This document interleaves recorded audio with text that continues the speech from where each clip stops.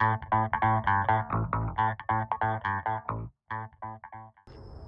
guys, so today I'm changing the oil on my 2005 Ford Ranger, and this is the oil filter that you're gonna need.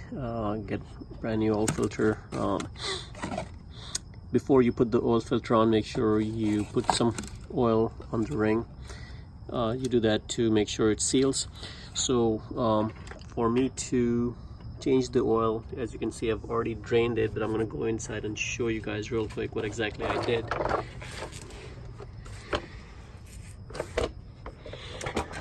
So this is a 4.0 liter, and here's the drain plug, and you can see from this side I've removed the drain plug. And once I removed it, here is my drain plug and the filter.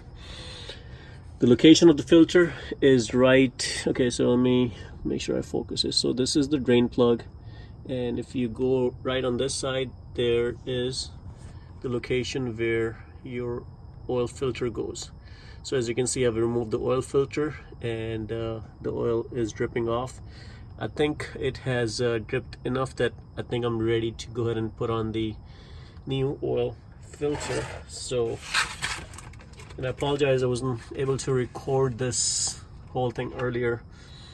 I came across an issue where it was kind of hard for me to remove the oil filter, and I started searching online and there was no videos or anything like that. So I kind of figured that while I'm at it, I'll go ahead and record some for you. So I wasn't able to unscrew my oil filter, and I had to get this tool. This is something like an oil grabber, oil filter grabber, and just stick it in, you know, and you can unscrew it. The one I had was an older one, which was a smaller in size, and it wouldn't fit, and I could not unscrew it with my hand. So this is the best way. Make sure you have the right tools in hand. So before I do that, I'm gonna go ahead and clean this up. Clean up the ring on the oil filter, where the oil filter is gonna go.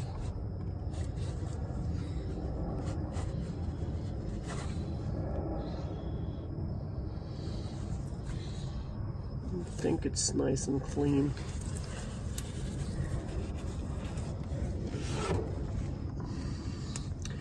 Now another thing I'm going to do is put my drain plug back and make sure you clean it. I have cleaned this when I removed it. There's some oil, some old oil, so I'm going to go ahead and clean that.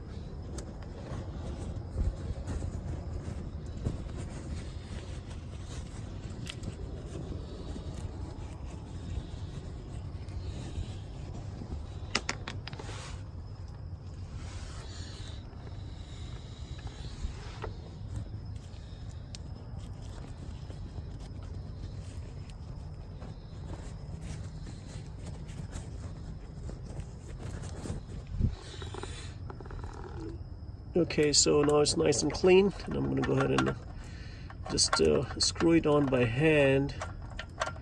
You know, make sure you don't misguide the thread, or you're going to be in trouble.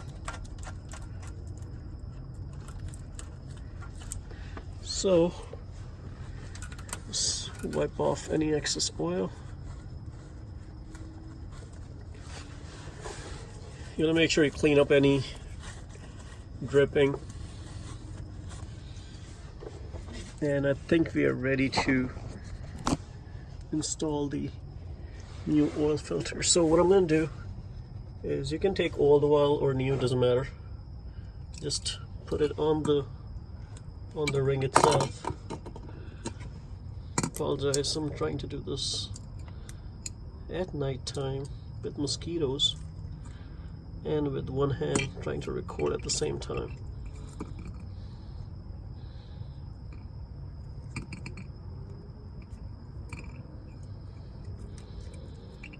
And I also sometimes put a little bit inside, just so I have enough lubrication.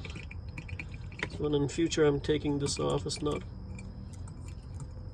comes out easy, so it's not jammed. So again, doesn't matter, you can use old or new. Okay, so I've lubricated this, I'm gonna go ahead and install this.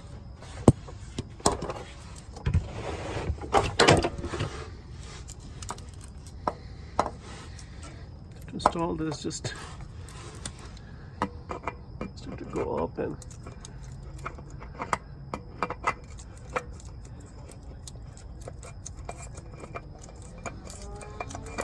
it'll just grab on once you start turning clockwise. You can see just twist it on and just hand tight it.